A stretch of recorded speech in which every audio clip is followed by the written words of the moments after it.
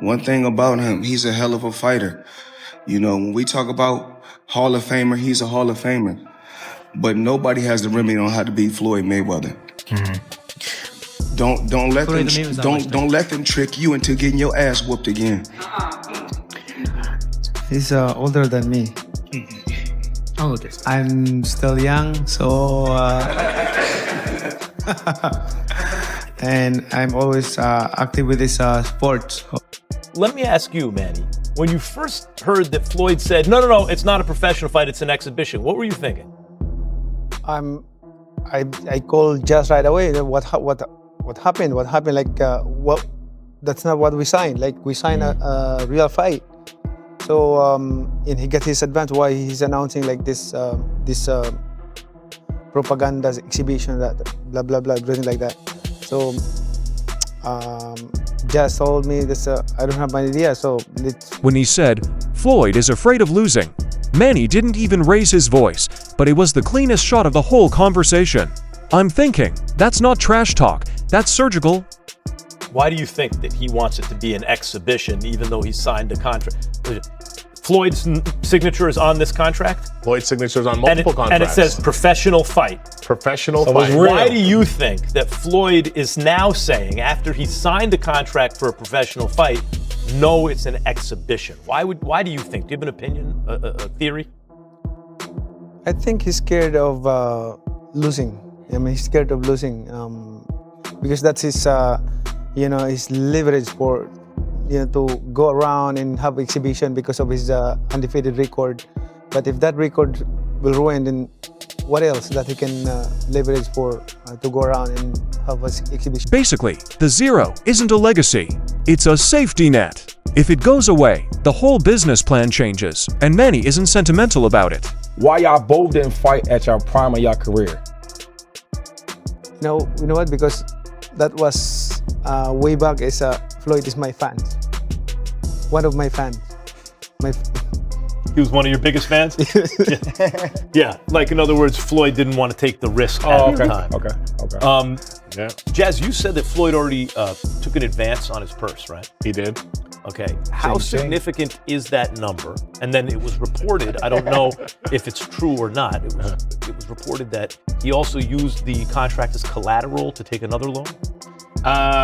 There's one loan. Okay. Right? So I mean, there's so many things that go around, right? There's one loan, but yeah, the contracts are, for that loan, the contract is collateralized. Like that Mike Tyson exhibition contract that he has, it is collateralized against that loan.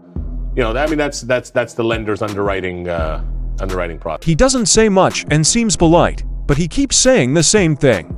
It's much more stressful to actually fight than to just yell. Then Jaz's mother jumps in and talks about contracts, advances, and loans backed by those contracts in a very businesslike way. And said that you're not interested in doing a fight with Mayweather if it's not indeed a fight, if it's an exhibition. And I'm with you, and the other fans are with you too. I don't want to see this again as an exhibition. The exhibitions are played out. Right. We want to see a fight. We want to see Mayweather risk his O. And we saw how good you looked against Barrios. Yeah. What is the next step here to make Mayweather honor his word and honor his contract? Well, for me, he cannot get out for this contract because a lot of consequences that are going to face if he don't fight this, fulfill this. I think, okay, this isn't just a boxing debate. This is paperwork that has consequences. In a way, Jazz is saying, look, this is not a suggestion. This has been signed, stamped, and backed by a lot of money. And if it doesn't work, more powerful groups than just Team Pacquiao will be watching. He keeps things cool, which I like. Do not be afraid. We are not moving, which shows that they are sure of what they have written. As a fighter, what do you think of the stance he took? Fighter, how do you feel about that position he's taken? Well, what I saw is like, I think he's scared. He's scared. He's scared of his record, PFO. We don't want to ruin that record because, like I said, that's his the leverage to. Then the rest of the panel starts to go around it in a circle. Max is pushing the idea that it comes down to money or nothing. Come on, nobody's going to walk away with that kind of money, Shady is saying. while also making it sound like Floyd knows exactly what's at stake. The stress is rising because everyone agrees on one thing, but doesn't say it outright. The war will only end when one side takes control of legacy. Netflix doesn't want to do an exhibition with him, which suggests that Floyd will only fight Manny Pacquiao if he lives up to his deal. But if not, there are a lot of big businesses and organizations that are linked in the deal that both sides signed. Of course, this doesn't include the other people who just sued Mayweather for reasons that have nothing to do with the fight.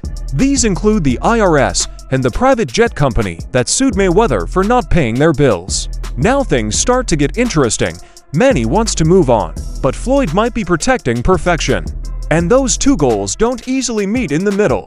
In other words, we're stuck watching what looks like the biggest fight in the world. Fans have put down their money, contracts have been signed, but it all comes down to one choice. You can either put it at risk or keep it safe. Is not interested in doing an exhibition, with him suggesting that if Floyd mans up and agrees to honor his contract, then it's only Manny Pacquiao that he'll end up fighting. But if not, then you have all the big entities and corporations that are all intertwined in the same contract that both fighters signed.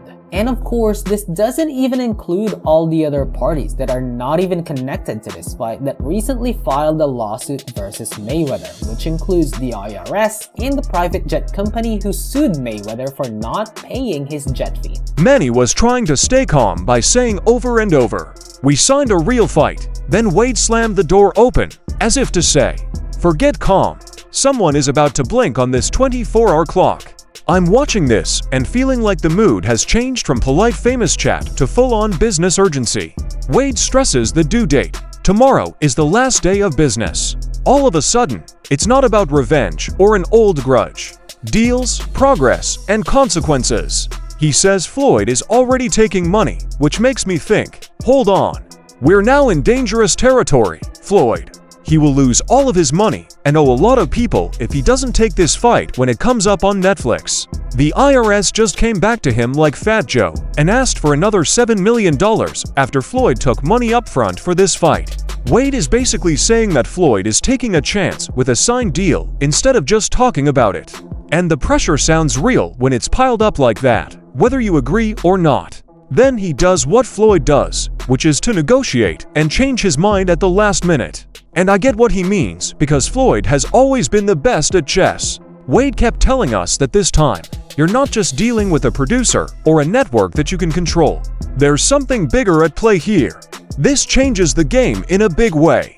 Netflix and, I think, Manny Pacquiao's lawyers will be on his case in court if they don't fight.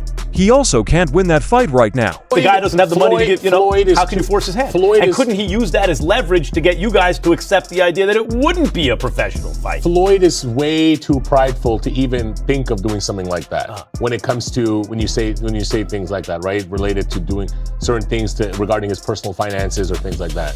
He's way too prideful for that. You understand his whole image is based around money. It's his nickname, right? That's his nickname. Wade had us looking at papers like there was a court case about to start. And then Chris Algery walks in and says, "Yeah, the fight's on." And I'm sitting here like, what the heck? That looks a lot like fighting. Things are back to normal after 48 hours of chaos. Like it didn't happen. But then Lance Pugn shows up and says that Manny told him directly that everything is okay. One side is talking loudly and with confidence, while the other, classic Floyd, is moving quietly. This is where things get interesting. And Paulie Malagnagy quickly tells them to hold on. That's what's making me angry. So I ask, when did Manny become the official spokesperson? And nod. The question is not if the fight is happening or not, but who is writing the story. But Lance, we need to fight. Take this fight after it's been announced on Netflix, after he's going broke. He owes people lots of money. The IRS just leaned on him again, Fat Joe style, leaned back on him for another, $7 million?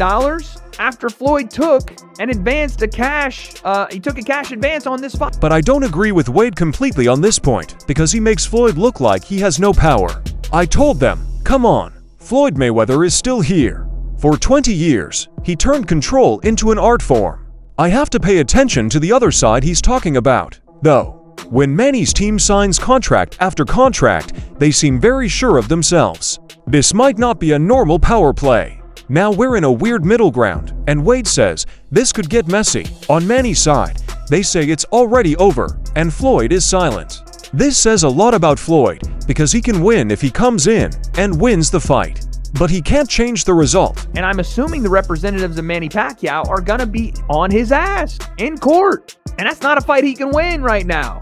Where's the money coming from? Floyd has got to be the dumbest person in a position that he is in, and one of the dumbest rich people alive. He has to be. Because how do you think you're going to strong-arm Netflix into doing what? We're just sitting there going, okay, cool. I guess the fights keep going. Robert Garcia jumps on the hype train and pretty much dumps a bucket of cold truth on it, since he's not even trying to sell you fireworks. He tells me, yeah, this is about money and nostalgia, not legacy. I like how honest he is. When Robert says, I'm not excited, I felt something because that's what fans don't want to say. Well, we'd love to feel like we're back in 2015.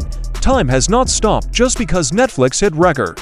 After saying that, he changes his mind and says, look, if you're talking $100 million, nobody's saying no. And all of that talk about being proud of retirement goes away fast. And I'm saying, yeah, let's not act like we're turning down generational money out of principle. When he broke down the styles again, that's when I really paid attention. Pacquiao's amazing 8-division run gets praise from him. Because he can't really, he can win if he steps in and wins the fight, but he can't dictate this. This is foreign to him. He doesn't have the pull. He doesn't have the connect to do what he wants. And a lot of his team has left him. A lot of the Mayweather Promotions team is not there anymore. This is Floyd trying to run the show himself. Floyd's in breach of contract. It's either going to get really, really messy, meaning Floyd's going to become more in debt than he already is because there's no way he's winning a lawsuit versus Netflix and Team Manny Pacquiao for breaching his own contract. Finally, Manny finished a side quest and all of its levels. Then he said, yeah, Floyd still beats him. The fight won't end there because Robert isn't disputing the resume. He's arguing about style and the difference between order and chaos. We've already seen the show. He even slips in that little fact that Floyd only needs 7 rounds. That's the coldest way to think in fighting.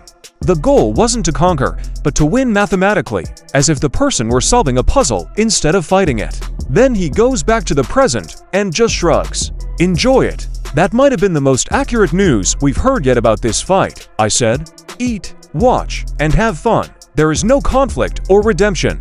Two giants show up, pay off, and remind us of why we cared in the first place, even though things aren't the same as they used to be. A fight, right, Lance? Correct. Manny Pacquiao reached out to me yesterday. We talked on WhatsApp, actually, and he said the fight is on. Floyd has come to the table. Everything's fine. We're good to go. I know Floyd has come out with a statement today saying not everything's done, and I'm not gonna look. I used to work for them, so I'm not gonna call fight hype Floyd. Now what do we do? It was somewhere between a business deal and a movie. In all honesty, that conflict is what the whole story is about. Manny Pacquiao wants to leave a memory and get one last stamp. Calm and collected, but putting pressure on like a seasoned soldier who knows exactly what he signed up for. But Floyd Mayweather Jr. is just going about his normal day. He is strategic and calm, and before he moves, he makes sure that every piece on the board is exactly where he wants it to be.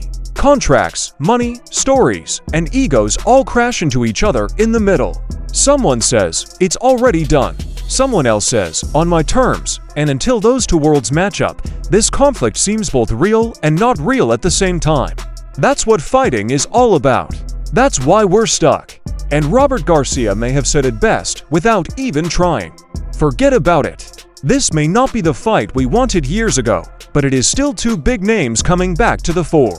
We'll all be watching, whether it's for money, leaving a memory, or a mix of the two. Again, this is all, it always goes through Floyd. I know that in the past, he had Leonard Ellerbe representing him, briefly reconnected with Richard Schaefer, formerly of Golden Boy Promotions. And now Floyd has another representative that he works closely with. But look, at the end of the day, this is all about Floyd Mayweather and what he wants to do and what he's going to commit to. And he's his own man. We know. The real question now comes up. Should this happen? Is it a shutdown or just business? Will Floyd once more protect the zero, or will Manny finally turn things around? Feel free to share your ideas below. Come on, let's talk about it. Also, don't forget to like, share, and follow 2MMA Motive. We'll see you at the next one.